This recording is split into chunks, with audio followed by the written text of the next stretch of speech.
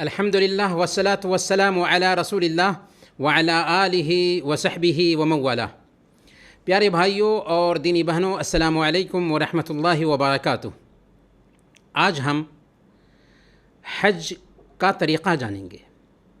حج کی 3 قسموں میں سے ایک حج تمتع ہے، اور عام طور پر بر صغیر ہند و پاک کے حجاج کرام حج تمتع ہی کرتے ہیں، جس میں پہلے عمرہ کر لیا جاتا ہے، پھر اس کے بعد حج کیا جاتا ہے۔ ایسی حالت میں حاجی عمرہ کرنے کے بعد احرام کا لباس اتار کر معمول کے مطابق زندگی گزارتا ہے، پھر 8ویں ذی الحجہ کو جہاں پر حاجی ٹھہرا ہوا ہوتا ہے وہیں سے حج کا احرام باندھتا ہے۔ تو حج کا یہ طریقہ کیا ہوگا، آئیے ہم اسے جانتے ہیں۔ حج اور عمرے کی شروعات احرام سے ہوتی ہے، جو حج اور عمرہ کا پہلا رکن ہے، پہلا پیلر ہے۔ احرام باندھنے کا طریقہ یہ ہے کہ میقات پر پہنچنے کے بعد احرام باندھنے سے پہلے خوب پاک صاف ہو لیا جائے، ضرورت ہو تو ناخن تراش لیں، غیر ضروری بال صاف کر لیں، اور پھر مسنون طریقہ سے غسل کریں۔ یہاں تک کہ حید و نفاس والی عورتیں اور بچے والی عورتیں بھی غسل کریں، کیونکہ احرام کا یہ غسل سنت رسول ہے۔ اگر کسی مجبوری کے تحت غسل نہ کر سکیں تو وضو ہی کر لیں۔ غسل کے بعد مردوں کے لیے مستحب ہے کہ اگر میسر ہو تو بدن میں خوشبو بھی استعمال کریں۔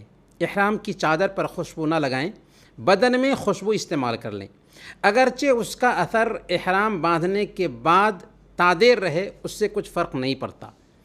غسل کر کے خوشبو لگا لینے کے بعد مردوں کے لیے 2 چادروں میں احرام باندھنا ضروری ہے، جس میں ایک تہبند کے طور پر اور ایک اوپر چادر کے طور پر استعمال ہوگا۔ مرد کو احرام کے لیے سفید چادریں استعمال کرنی چاہیے، کیونکہ یہ افضل ہے، جبکہ رنگین چادریں بھی استعمال کی جا سکتی ہیں۔ اور عورتیں اپنے عام کپڑے ہی میں احرام باندھیں گی، بشرطے کہ وہ موٹے ہوں، با پردہ ہوں، اور اس میں کوئی بناؤ سنگھار نہ ہو۔ اب حید اور نفاس والی عورتوں کے علاوہ باقی سب لوگ اگر فرض نماز کا وقت ہے تو فرض نماز ادا کر کے، اور اگر فرض نماز کا وقت نہیں ہے تو 2 رکعت تحیۃ الوضو، وضو کی سنت ادا کر کے احرام کی نیت کریں گے۔ واضح یہ ہونا چاہیے یہاں پر کہ احرام کے لیے کوئی نماز ثابت نہیں ہے۔ اگر عورت اپنے مخصوص دنوں سے گزر رہی ہے تو نماز کی یہ 2 رکعت ادا کیے بغیر احرام کی نیت کر لے گی۔ اگر حاجی فلائٹ سے حج یا عمرہ کے لیے آ رہے ہیں تو ان کو چاہیے کہ جہاز پر سوار ہونے سے پہلے ہی غسل کر لیں، اور مسنون یہ جو کام ہیں ان کاموں سے فارغ ہو لیں، پھر اس کے بعد احرام کی چادریں پہن لیں، عورتیں بھی احرام کے کپڑے پہن لیں۔ عمرہ کی نیت اس وقت نہ کریں، پھر جب جہاز کا عملہ بتائے کہ ہم میقات سے گزرنے والے ہیں تو وہیں پر احرام کی نیت کر لیں۔ عمرہ کرنے کی جو نیت ہوگی اس کے الفاظ ہیں لبیک اللہم عمرتن، ساتھ ہی تلبیہ کہنا شروع کر دیں۔ تلبیہ کے الفاظ ہیں لبیک اللہم لبیک، لبیک لا شریک لک لبیک، ان الحمد والنعمت لک والملک لا شریک لک۔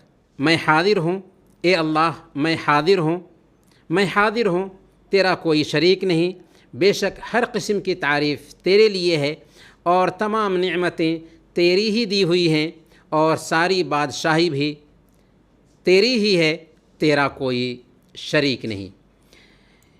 یہ تلبیہ کے کلمات ہیں۔ احرام میں داخل ہونے کے بعد مردوں کو چاہیے کہ وہ مکہ پہنچنے تک زور زور سے تلبیہ پکارتے رہیں، جبکہ عورتیں دھیمی آواز میں تلبیہ کے یہ کلمات پکارتی رہیں گی۔ پیارے بھائیوں اور دینی بہنوں، احرام میں داخل ہونے کے بعد کچھ کام حرام ہو جاتے ہیں جنہیں محرمات احرام کہا جاتا ہے۔ مثال کے طور پر جسم کے کسی بال کا کاٹنا یا نوچنا، خوشبو لگانا، جنسی خواہشات کی باتیں کرنا، دستانے پہننا، جنگلی جانور کا شکار کرنا، جوئیں مارنا، نکاح اور منگنی کرنا، حرم کا درخت یا گھاس کاٹنا، مرد کے لیے سلے ہوئے کپڑوں کا استعمال کرنا اور چہرے اور سر کو ڈھانپنا، جبکہ عورتیں سلے ہوئے کپڑے پہن سکتی ہیں، سر کو بھی ڈھانک کر رکھیں گی، پاؤں میں موزے اور بند جوتی بھی پہن سکتی ہے، البتہ دستانے نہیں پہنیں گی اور چہرے پر نقاب بھی نہیں باندھیں گی، لیکن پردہ برقرار رکھنے کے لیے انہیں چاہیے کہ چادر یا دوپٹہ سر سے نیچے کھینچ کر رکھ لیں۔ احرام کی حالت میں کچھ کام ایسے ہیں جو جائز ہیں، انہیں مباحات احرام کہا جاتا ہے۔ مثال کے طور پر غسل کرنا، احرام کی چادر بدلنا یا دھونا، چھتری وغیرہ سے سایہ کرنا، سمندری شکار اور پالتو جانور کو ذبح کرنا، موذی اور نقصان پہنچانے والے جانوروں کو مارنا، بیلٹ باندھنا، فرصت کے اوقات میں تجارت کرنا، سر یا جسم کے کسی حصے کو کھجلانا، اور اس صورت میں اگر بغیر ارادہ کے بال وغیرہ گر جاتا ہے تو کوئی حرج نہیں ہے۔ اسی طرح سردی سے بچنے کے لیے احرام کے اوپر لحاف اوڑھنا، یہ سارے کام احرام کی حالت میں جائز ہیں۔ اس طرح آپ مکہ پہنچ جائیں۔ مکہ مکرمہ میں داخل ہونے کے بعد جہاں قیام کا ارادہ ہو وہاں سامان رکھ دیں، بھوک کا احساس ہو رہا ہو تو معمولی کچھ کھا پی لیں اور سستا بھی لے سکتے ہیں، پھر باوضو ہو کر خانہ کعبہ کی طرف روانہ ہوں۔ مسجد حرام میں داخل ہوتے ہی پہلے دایاں قدم اندر رکھیں اور صحیح مسلم میں مذکور یہ دعا کریں: اللہم انی اعوذ بوجہک الکریم وسلطانک القدیم من الشیطان الرجیم، بسم اللہ والصلاة والسلام علی رسول اللہ، اللہم افتح لی ابواب رحمتک۔ اور اب آپ حرم میں داخل ہو چکے ہیں، جو ہی کعبہ پر پہلی نظر پڑے اس پر اپنی نظر جما دیجئے اور اسے دیکھ کر سنن بیہقی اور مصنف ابن ابی شیبہ کی یہ دعا پڑھیے: اللہم انت السلام ومنک السلام فحینا ربنا بالسلام۔ اے اللہ تو سلام ہے اور تجھی سے سلامتی ملتی ہے، اے ہمارے پروردگار ہمیں سلامتی کے ساتھ زندہ رکھ۔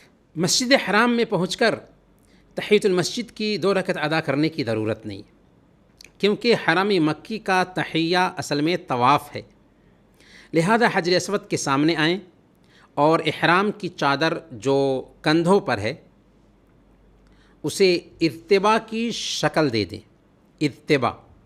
ارتباء کسے کہتے ہیں؟ ارتباء کہتے ہیں احرام کی 2 چادروں میں سے اوپر والی جو چادر ہے، اوپر والی چادر کو دائیں بغل سے نکال کر بائیں کندھے پر ڈالنا اور دایاں کندھا کھلا رکھنا، دایاں کندھا ننگا رکھنا۔ اتباع کرنے کے بعد اگر ممکن ہو سکے تو حجر اسود کو بسم اللہ اللہ اکبر کہہ کر بوسہ دیں۔ اگر حاجیوں کی بھیڑ میں بوسہ دینا ممکن نہ ہو تو کوئی بات نہیں، اسے اپنے دائیں ہاتھ سے چھوئیں اور پھر اپنے ہاتھ کو چوم لیں۔ اگر بھیڑ اس قدر زیادہ ہو کہ حجر اسود کو ہاتھ سے بھی چھو نہ سکیں تو پھر اپنے ہاتھ سے اشارہ کرتے ہوئے بسم اللہ اللہ اکبر کہیں اور طواف شروع کر دیں۔ حجر اسود کو بوسہ دینے کے لیے دھکم پیل اور سختی کے ساتھ مزاحمت کرنا اچھی بات نہیں۔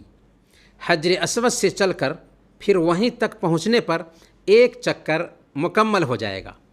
ایسے 7 چکر لگانے ہیں اور ہر چکر کی شروعات حجر اسود سے ہی ہوگی، اور ہر چکر کی شروعات سے پہلے حجر اسود کو بوسہ دے سکتے ہوں تو بوسہ دیں، یا ہاتھ چومیں، اور ہاتھ بھی نہ چوم سکتے ہوں تو اس کی طرف اشارہ کر کے بسم اللہ اللہ اکبر کہیں اور طواف شروع کر دیں۔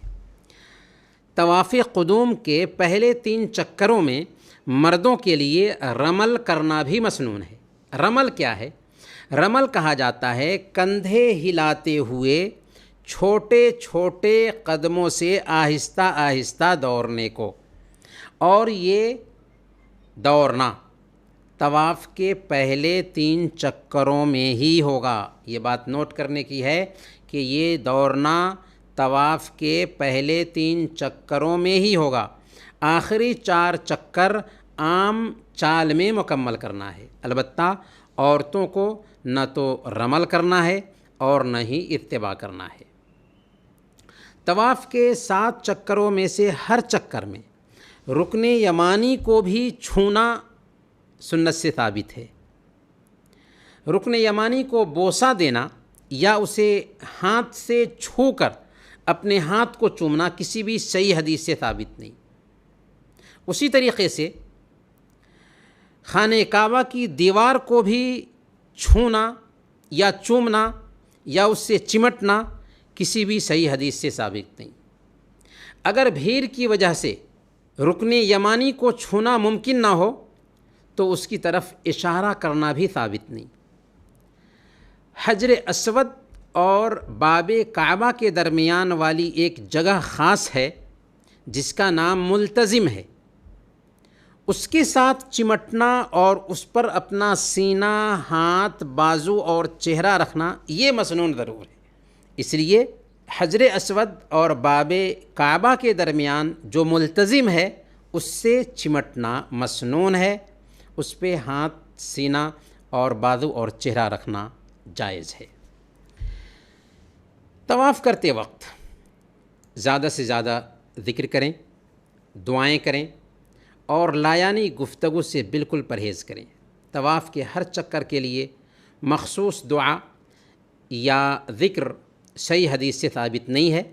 البتہ سنن ابی داؤد کی ایک روایت میں آتا ہے کہ اللہ کے رسول صلی اللہ علیہ وسلم رکن یمانی اور حجر اسود کے درمیان یہ دعا پڑھتے تھے، ربنا آتینا فی الدنیا حسنہ وفی الآخرۃ حسنہ وقنا عذاب النار۔ جب 7 چکر مکمل ہو جائے تو اگر مقام ابراہیم کے پیچھے جگہ مل جاتی ہے تو ٹھیک ہے، اور اگر نہیں ملتی ہے تو مسجد حرام کے کسی بھی کونے میں طواف کی 2 رکعتیں ادا کر لیں۔ پہلی رکعت میں سورہ فاتحہ کے بعد سورہ الکافرون اور دوسری رکعت میں سورہ اخلاص پڑھیں گے سورہ فاتحہ کے بعد۔ ان دونوں رکعتوں سے فارغ ہو کر اپنے لیے اور اپنے اعزاء و اقارب کے لیے دین و دنیا کی سلامتی اور بھلائی کی دعائیں کریں۔ پھر زمزم کے پانی کے پاس جائیں، زمزم کا پانی پئیں اور سر پر بھی بہائیں۔ پھر صفا اور مروہ کی سعی کے لیے صفا کا رخ کریں۔ باب صفا کے راستے مسجد حرام سے نکلیں اور سیدھے صفا کی طرف جائیں۔ صفا پر چڑھ کر یہ آیت کریمہ پڑھیں، ان الصفا والمروۃ من شعائر اللہ فمن حج البیت او اعتمر فلا جناح علیہ ان یطوف بہما ومن تطوع خیرا فان اللہ شاکر علیم۔ اور ساتھ ہی یہ کہیں ابدأ بما بدأ اللہ بہ، یعنی بے شک صفا اور مروہ اللہ کی نشانیاں ہیں اور میں وہیں سے شروع کرتا ہوں جہاں سے اللہ نے شروع فرمایا۔ اس کے بعد کوہ صفا پر ذرا اور آگے جائیں اور قبلہ رخ ہو کر 3 مرتبہ کہیں اللہ اکبر، اللہ اکبر، اللہ اکبر، اور 3 مرتبہ ہی یہ دعا پڑھیں لا الہ الا اللہ وحدہ لا شریک لہ لہ الملک ولہ الحمد یحیی ویمیت وہو علی کل شیء قدیر لا الہ الا اللہ وحدہ انجز وعدہ ونصر عبدہ وہزم الاحزاب وحدہ، یعنی اللہ کے سوا کوئی معبود برحق نہیں، اس کا کوئی شریک نہیں، اور ہر قسم کی تعریف اسی کے لیے ہے، وہی زندہ کرتا اور مارتا ہے اور ہر چیز پر قدرت رکھتا ہے، اللہ کے سوا کوئی معبود برحق نہیں، اس نے اپنا وعدہ پورا کیا اور اپنے بندے کی مدد فرمائی اور اکیلے اس نے تمام سرکش جماعتوں کو شکست دیا۔ یہ دعا 3 مرتبہ پڑھ لینے کے بعد اپنے لیے اور اپنے عزیز و اقارب کے لیے دین و دنیا کی بھلائی کی دعائیں کریں۔ صفا اور مروہ کے بیچ 7 چکر لگانا ہے، جس میں صفا سے مروہ 1 چکر اور مروہ سے صفا 2 چکر گنا جائے گا۔ ایسا نہیں ہے کہ صفا سے پھر صفا پر آئیں گے تو 1 چکر، نہیں، بلکہ صفا سے مروہ 1 چکر اور پھر مروہ سے صفا 2 چکر شمار کیا جائے گا۔ پہلے چکر کی شروعات صفا سے ہوگی اور آخری 7واں چکر مروہ پر ختم ہوگا۔ کوہ صفا سے نیچے کی طرف اتریں اور سعی شروع کر دیں۔ سعی کی چال معمول کے مطابق ہوگی، صرف جب سبز رنگ کے ستونوں کے پاس پہنچیں تو وہاں باوقار طریقہ سے ذرا دوڑیں، تیزی میں آگے جائیں۔ البتہ یہ دوڑنا صرف مردوں کے ساتھ خاص ہے، عورتیں تیزی سے نہیں دوڑیں گی، اور اگر مردوں کے ساتھ عورتیں ہیں تو ان کو دوڑنے کی ضرورت بھی نہیں ہے۔ مروہ پر پہنچنے کے بعد 1 چکر مکمل ہو جائے گا۔ اب یہاں بھی وہی دعائیں کریں جو صفا پر کیے تھے، پھر واپس صفا کی طرف آئیں، راستے میں پہلے کی طرح 2 سبز ستونوں کے بیچ ذرا تیزی سے دوڑیں۔ صفا پر پہنچ کر 2 چکر مکمل ہو چکا، جیسا کہ ابھی ہم عرض کر چکے ہیں۔ اس طرح 7 چکر پورا کرنا ہے۔ آخری چکر کہاں پر ختم ہوگا؟ مروہ پر ختم ہوگا۔ صحیح کرتے وقت اس بیچ آپ ذکر کر سکتے ہیں، دعا کر سکتے ہیں، قرآن کی تلاوت بھی کر سکتے ہیں، اللہ کے ذکر میں لگے رہ سکتے ہیں۔ اس کے بعد حلق یا تقصیر کرنا ہے۔ صفا اور مروہ کی سعی سے فارغ ہونے کے بعد اپنے سر کے بال کٹوا لیں، کیونکہ حج میں بال حلق کرانا ہے، تو اس میں اگر چھوٹا کرا لیتے ہیں تو اچھا ہے۔ البتہ عورتیں اپنی چوٹی کے بالوں کو جمع کر کے صرف انگلی کے پور کے برابر بال کاٹ لیں۔ البتہ کچھ لوگ سر کا بال کٹواتے ہیں تو سر کے ادھر ادھر سے بال کٹوا لیتے ہیں، حالانکہ سر کا ہر حصہ جو ہے ہر ایک طرف سے بال کٹوانا چاہیے، اور یہ کام کر سکتا ہے کون؟ حجام ہی کر سکتا ہے، صرف ادھر ادھر سے کاٹ لینا کافی نہیں ہوگا۔ اب اسی کے ساتھ عمرہ مکمل ہو چکا، اور احرام کے سبب جو چیزیں حرام ہو گئی تھیں وہ حلال ہو گئی۔ اگر عورت حیض اور نفاس کے ایام میں ہے تو ایسی عورت احرام کی حالت میں مکہ پہنچے گی اور اپنی قیام گاہ میں احرام کے ساتھ رہ کر ذکر وغیرہ میں لگی رہے گی۔ اگر 8 ذی الحجہ سے پہلے پاک ہو جاتی ہے تو طواف اور سعی سے فارغ ہو کر انگلی کے پور کے برابر بال کٹوا لے گی اور عام حالت میں آ جائے گی۔ پھر 8 ذی الحجہ کو دوسرے حاجیوں کے ساتھ حج کا احرام باندھے گی، اور 8 ذی الحجہ تک بھی اگر ایک عورت فارغ نہیں ہو پاتی ہے حیض کے دنوں سے تو اپنے احرام کو حج کے احرام سے بدل لے گی، جو کہ صرف نیت کرنے ہی سے ہو جائے گا۔ اب وہ سارا کام کرے گی جو باقی حاجی کیا کرتے ہیں، البتہ پاک ہونے تک طواف اور سعی کا انتظار کرے گی۔ پھر جب پاکی کے بعد طواف اور سعی کر لیتی ہے تو اس کا عمرہ اور حج دونوں مکمل ہو جائے گا، کیونکہ ایسی صورت میں ایک ہی طواف اور سعی حج اور عمرہ دونوں کے لیے کافی ہوگا۔ حج کا پہلا دن یوم ترویہ یعنی 8 ذی الحجہ۔ 8 ذی الحجہ حج کا پہلا دن ہے۔ حج تمتع کرنے والے حاجی جو ہیں 8 ذی الحجہ کو جہاں ٹھہرے ہوئے ہوں وہیں سے غسل کر کے احرام کا کپڑا پہن لیں گے اور لبیک اللہم حجن کہتے ہوئے حج کی نیت کر کے تلبیہ پکارنا شروع کر دیں گے۔ تلبیہ کے الفاظ ہیں لبیک اللہم لبیک، لبیک لا شریک لک لبیک، ان الحمد والنعمت لک والملک لا شریک لک۔ آج کے دن سارے حجاج کرام سورج نکلنے کے بعد تلبیہ کہتے ہوئے مینا جائیں گے۔ وہاں ظہر، عصر، مغرب، عشاء اور فجر کی نمازیں ادا کرنی ہیں، 5 وقت کی نمازیں۔ ظہر، عصر اور عشاء کی نمازیں قصر کر کے 2 گانا ادا کی جائیں گی، یعنی 4 رکعت کی نمازیں 2 رکعت ادا کی جائیں گی۔ اس طرح 8ویں ذی الحجہ کو 5 وقت کی نمازیں مینا میں ہی ادا کرنی چاہیے۔ ہاں اگر مجبوری ہو تو رات کو بھی مینا پہنچنا جائز ہے اور اس پر کوئی فدیہ بھی نہیں ہے، بلکہ اگر مجبوری کی وجہ سے 8 ذی الحجہ کو مینا نہ پہنچ سکا کوئی آدمی اور 9 ذی الحجہ کو صبح میں عرفات پہنچ جائے تب بھی اس کا حج مکمل ہے۔ حج کا دوسرا دن یوم عرفہ یعنی 9 ذی الحجہ۔ حج کے دوسرے دن یعنی 9 ذی الحجہ کو عرفہ کا دن کہا جاتا ہے۔ فجر کی نماز مینا میں ادا کرنے کے بعد کچھ دیر ذکر الہی میں گزاریں، پھر سورج نکل جائے تو لبیک اللہم لبیک تلبیہ پکارتے ہوئے مینا سے عرفات کے لیے نکل جائیں۔ سورج نکلنے سے پہلے ہی عرفات کے لیے نکلنا صحیح نہیں ہے۔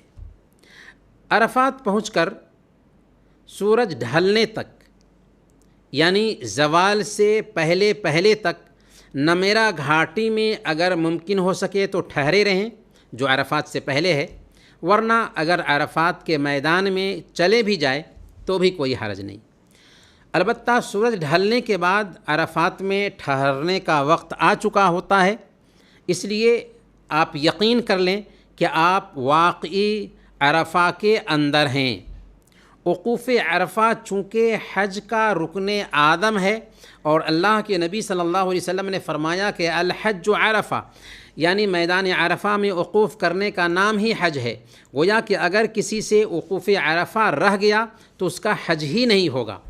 عرفات میں سورج ڈھلنے کے بعد اگر ممکن ہو سکے تو چونکہ پہلے خطبہ ہوگا امام کا، اس کے بعد ظہر اور عصر کی نماز ہوگی، تو اگر ممکن ہو سکے تو امام کا خطبہ سنیں اور امام کے ساتھ ظہر اور عصر کی نماز 1 اذان اور 2 اقامت کے ساتھ 2 رکعتیں کر کے پہلے ظہر ادا کریں، اس کے بعد عصر کی نماز ادا کریں۔ اگر امام کے ساتھ یہ نمازیں ادا کرنا ممکن نہ ہو تو اپنے اپنے خیمے میں بھی 2 رکعت کر کے ادا کر سکتے ہیں۔ عرفہ کے دن حاجیوں کے لیے روزہ رکھنا خلاف سنت ہے، کیونکہ اس دن حاجیوں کے لیے بہتر ہے کہ وہ کھائیں پئیں اور چست رہ کر کے زیادہ سے زیادہ دعا کریں، عبادت کریں۔ ہاں جو لوگ میدان عرفات میں موجود نہیں ہیں بلکہ اپنے اپنے ملکوں میں ہیں، اپنے اپنے گھروں میں ہیں، تو ان کے لیے عرفہ کا روزہ رکھنا بے پناہ اجر و ثواب کا سبب ہے۔ عرفہ کا دن حاجیوں کے لیے بہت زیادہ ذکر و فکر اور دعا اور ابتہال کا دن ہے۔ کوئی ایسا دن نہیں جس میں اللہ تعالیٰ یوم عرفہ سے زیادہ بندوں کو جہنم سے آزاد کرتا ہو۔ اسی لیے اللہ کے نبی صلی اللہ علیہ وسلم نے ارشاد فرمایا ان اللہ یباہی باہل عرفات اہل السماء فیقول لهم انظروا الى عبادی جاؤونی شعثا غبرا۔ بے شک اللہ تعالیٰ فرشتوں کے سامنے اہل عرفہ کے تئیں فخریہ طور پر کہتا ہے کہ میرے بندے کو دیکھو کہ وہ کس طرح گرد آلود اور پراگندہ بال ہو کر میرے لیے آئے ہیں۔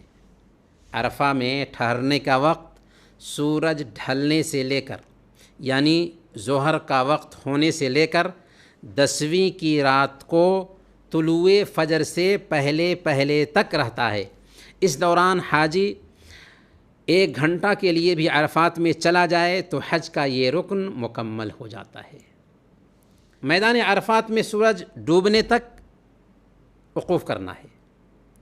جب سورج ڈوب جائے تو مغرب کی نماز ادا کیے بغیر مکمل سکون اور اطمینان سے تلبیہ پکارتے ہوئے مزدلفہ کی طرف روانہ ہو جائیں۔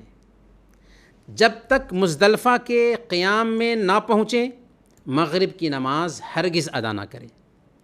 کچھ حاجی لا علمی کی وجہ سے راستہ ہی میں نماز مغرب ادا کر لیتے ہیں، جو کہ خلاف سنت ہے۔ غرض ہے کہ مزدلفہ پہنچنے کے بعد سب سے پہلے مغرب 3 رکعت اور عشاء کی نماز 2 رکعت 1 اذان اور 2 اقامتوں سے باجماعت ادا کریں۔ ہاں، اگر بھیڑ کی وجہ سے لیٹ ہو جائے اور آدھی رات گزرنے کا ڈر ہو تو راستے میں ہی مغرب اور عشاء کی نماز ادا کی جا سکتی ہے۔ بہرکیف مغرب اور عشاء کی نماز پڑھ لیں اور اپنی ضروریات سے فارغ ہو کر سو جائیں۔ مزدلفہ میں سو جانا چاہیے۔ فجر کی نماز سنت سمیت ادا کریں، پھر اپنی جگہ پر خوب اللہ تعالیٰ کا ذکر اور اس کی تسبیح بیان کرتے رہیں۔ جب روشنی خوب پھیل جائے مگر ابھی سورج نہ نکلا ہو تو تلبیہ پڑھتے ہوئے مینا کی طرف روانہ ہو جائیں۔ راستے میں محصر گھاٹی کو پار کرتے ہوئے تیز تیز چلیں۔ یہ وہ گھاٹی ہے وادی محصر جو ہمیں ہاتھی والوں کے قصہ کی یاد دلاتی ہے، جہاں اصحاب فیل یعنی ابرہہ کے لشکر کو اللہ نے تباہ اور برباد کیا تھا۔ عام حاجیوں کے لیے تو یہی حکم ہے کہ فجر کی نماز مزدلفہ ہی میں ادا کریں۔ البتہ عورتوں، بچوں اور کمزور لوگوں کے لیے جائز ہے کہ آدھی رات کے بعد ہی مزدلفہ سے مینا کی طرف روانہ ہو جائیں۔ وہاں پہنچ کر رات ہی میں جمرہ کبریٰ کو 7 کنکریاں مار لیں۔ 10 تاریخ یعنی عید کے دن عام لوگ عید منائیں گے، جبکہ حاجی لوگ عید کی نماز نہیں پڑھیں گے بلکہ مینا پہنچیں گے اور مینا پہنچتے ہی تلبیہ بند کر دیں گے۔ آج کے دن ترتیب سے حاجیوں کو 4 کام کرنے ہیں۔ جمرہ عقبہ کو کنکریاں مارنا ہے، ہدی کا جانور ذبح کرنا ہے، سر کا بال مڈوانا ہے یا کٹوانا ہے اور طواف کرنا ہے، جس کا مجموعہ ہوتا ہے رنحت۔ یاد کرنے کے لیے اسے ذہن میں بیٹھایا جا سکتا ہے: رمی، نحر، حلق اور طواف۔ رمی، نحر، حلق اور طواف، اس کا مجموعہ ہوتا ہے رنحت۔ اور یہ ترتیب جو ہے جمہور علماء کے نزدیک سنت ہے، اس لیے اگر ان 4 کاموں میں آگے پیچھے ہو جائے تب بھی کوئی حرج نہیں ہے۔ سب سے پہلے ان 4 کاموں میں سے پہلا کام ہے کنکری مارنا۔ آج کے دن صرف جمرہ عقبہ کو، جو کہ مکہ کی طرف ہے، 7 کنکریاں ایک ایک کر کے ماریں گے اور ہر کنکری کے ساتھ اللہ اکبر کہیں گے۔ کنکریوں کا اپنی جگہ پر گرنا ضروری نہیں۔ کچھ لوگ کنکریاں مارتے وقت پتھر اور جوتے بھی مارتے ہیں، جو سراسر جہالت ہے اور سنت کے خلاف عمل ہے۔ ایسا نہیں کرنا چاہیے۔ کمزور مرد، عورتیں اور بیمار اور اسی طریقے سے بچوں کی طرف سے جائز ہے کہ کنکری مارنے کے لیے کسی دوسرے کو وکیل بنا دے، اور اگر کوئی عذر نہیں ہے تو پھر ضروری ہے کہ ایک آدمی خود سے اپنی کنکری مارے۔ اس کے بعد قربانی کا جانور ذبح کرنا ہے، جو کہ ہر طرح کے عیب سے پاک ہو اور مطلوبہ عمر کے مطابق ہو۔ قربانی کا گوشت اپنے لیے بھی لے جائیں اور غریبوں میں بھی بانٹیں، اور اگر قربانی کی رقم وہاں کی جو قابل اعتماد کمیٹیاں ہوتی ہیں ان میں جمع کر دیں، جو آپ کی طرف سے قربانی کرنے کی پابند ہو، تب بھی کوئی حرج کی بات نہیں ہے، اور عام طور پر حاجی لوگ ایسا ہی کرتے ہیں۔ اگر کوئی شخص قربانی کرنے کی طاقت نہ رکھتا ہو، یعنی اس کے پاس اتنی رقم نہیں ہے کہ وہ قربانی کر سکے، تو اسے 10 روزے رکھنے ہوں گے، 3 حج کے دنوں میں اور 7 حج سے لوٹنے کے بعد اپنے گھر پر۔ حج کے یہ 3 روزے 10 ذی الحجہ یعنی قربانی کے دن کے علاوہ کسی بھی دن میں رکھے جا سکتے ہیں۔ برکیف ان 2 کاموں سے فراغت کے بعد سر کے بال مڑوا لیں اور یہ افضل ہے، یا سر کا بال چھوٹا کروا لیں اور ایسا کرنا جائز ہے، لیکن افضل ہے کہ سر کا بال مڑوا لیں۔ اور عورتیں اپنے بالوں کو جمع کر کے انگلی کے پور کے برابر بال کاٹ لیں گی، اس کے ساتھ ہی آپ حلال ہو جائیں گے۔ اب احرام کی ساری پابندیاں جاتی رہیں، صرف بیوی سے تعلق قائم نہیں کر سکتے جب تک کہ طواف افاضہ نہ کر لیں اور پھر اس کے بعد سعی نہ کر لیں۔ 10 ذی الحجہ کو جو 4 کام کرنے ہیں ان میں چوتھا کام طواف افاضہ ہے۔ آپ غسل کر کے اپنے عام لباس میں آ جائیں اور طواف افاضہ کے لیے کعبہ کی طرف روانہ ہو جائیں۔ طواف افاضہ بھی حج کا رکن اعظم ہے، یہ نہ ہوگا تو حج ہی نہ ہوگا۔ اگر آپ 10 ذی الحجہ کو طواف افاضہ نہیں کر سکتے تو اس کے بعد بھی کرنے کی گنجائش ہے۔ بالخصوص عورتیں اگر اپنے مخصوص دنوں میں ہوں تو جب بھی شرعی عذر ختم ہو واپسی سفر سے پہلے یہ طواف کر لیں گی، اور اس تاخیر پر فدیہ بھی نہیں ہے۔ یہ بات نوٹ کریں کہ اگر تاخیر ہو جاتی ہے عورتوں کو مخصوص ایام میں ہونے کی وجہ سے تو اس تاخیر پر فدیہ بھی نہیں ہے۔ طواف افاضہ عام طواف کے جیسے ہی کرنا ہے، البتہ اس میں رمل نہیں ہوگا جو طواف قدوم میں ہوا تھا، اور نہ ہی اتباع ہوگا کیونکہ یہ طواف قدوم کے ساتھ خاص ہے۔ طواف افاضہ سے فارغ ہونے کے بعد صفا اور مروہ کی سعی بھی کرنی ہے حج تمتع کرنے والوں کو۔ صفا اور مروہ کی سعی کے ساتھ ہی اب حاجیوں کو کلی تحلل حاصل ہو گیا، پورے طور پر وہ حلال ہو گئے، یہاں تک کہ میاں بیوی کے تعلقات بھی ان کے لیے جائز ہو چکے۔ اب آئیے جانتے ہیں کہ 11 اور 12 ذی الحجہ کی مصروفیات حاجیوں کے لیے کیا ہوں گی۔ حج کا چوتھا اور 5واں دن 11 اور 12 ذی الحجہ کی راتیں منی میں گزارنی ہے، یعنی جب طواف افاضہ کر لیں تو طواف افاضہ سے فارغ ہونے کے بعد مکہ میں نہیں ٹھہر سکتے، بلکہ جا کر کے رات منی ہی میں گزارنا ہے۔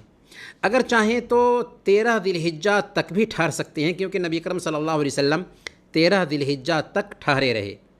10ویں ذی الحجہ کو صرف جمرہ عقبہ کو کنکری مارنا ہوتا ہے، اور 11ویں 12ویں اور 13ویں ذی الحجہ کو تینوں جمرات کو کنکریاں مارنی ہوتی ہے، جس کا وقت دوپہر سورج ڈھلنے سے شروع ہوتا ہے، جبکہ جمرہ عقبہ کو پہلے دن کنکری مارنے کا وقت صبح ہی سے شروع ہو گیا تھا۔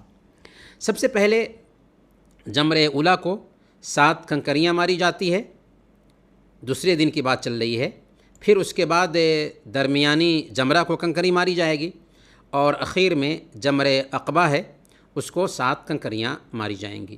کنکریاں کہیں سے بھی چن سکتے ہیں، البتہ جمرہ کے پاس آ کر کے وہاں سے کنکریاں چننا نہیں چاہیے۔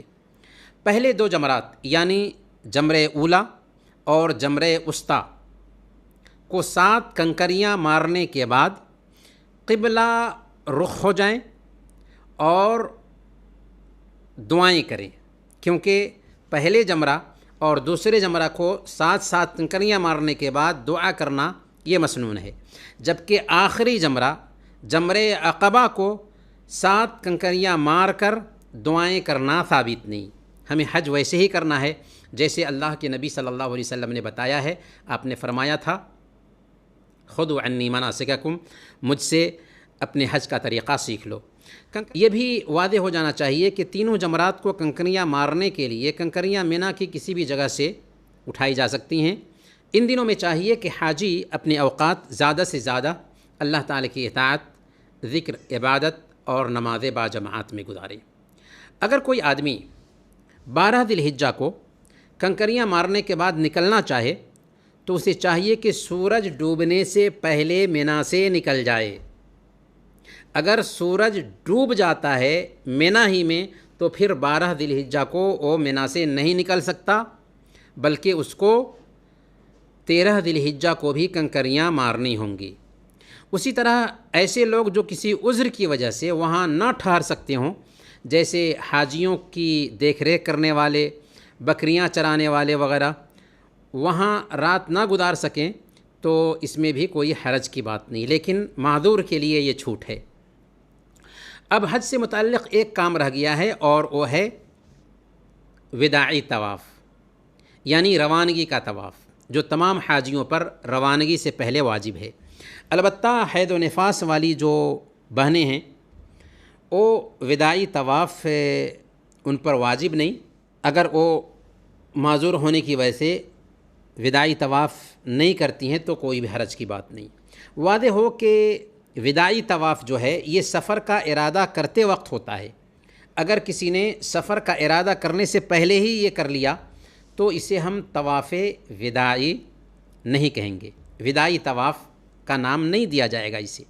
پیارے بھائیوں اور دینی بہنوں، مکہ میں حج مکمل ہو جاتا ہے اور اس میں کسی طرح کی کمی باقی نہیں رہ جاتی ہے، لیکن مسجد نبوی کی زیارت اور اس میں نماز پڑھنے کی نیت سے مدینہ کا سفر کرنا بھی بہتر ہے، افضل ہے، کیونکہ اس مسجد میں ایک رکعت نماز خانہ کعبہ کے علاوہ دوسری مسجدوں میں 1000 رکعت نماز ادا کرنے سے افضل ہے۔ چنانچہ جب مدینہ پہنچیں تو جہاں ٹھہرنا ہو وہاں جا کر سامان رکھ دیں اور نہا دھو کر باوضو ہو کر مسجد نبوی کا رخ کریں۔ مسجد نبوی کے پاس پہنچ کر پہلے دایاں پاؤں مسجد کے اندر رکھیں اور یہ دعا پڑھیں، بسم اللہ والصلاۃ والسلام علی رسول اللہ، اعوذ باللہ العظیم وبوجہہ الکریم وبسلطانہ القدیم من الشیطان الرجیم، اللہم افتح لی ابواب رحمتک۔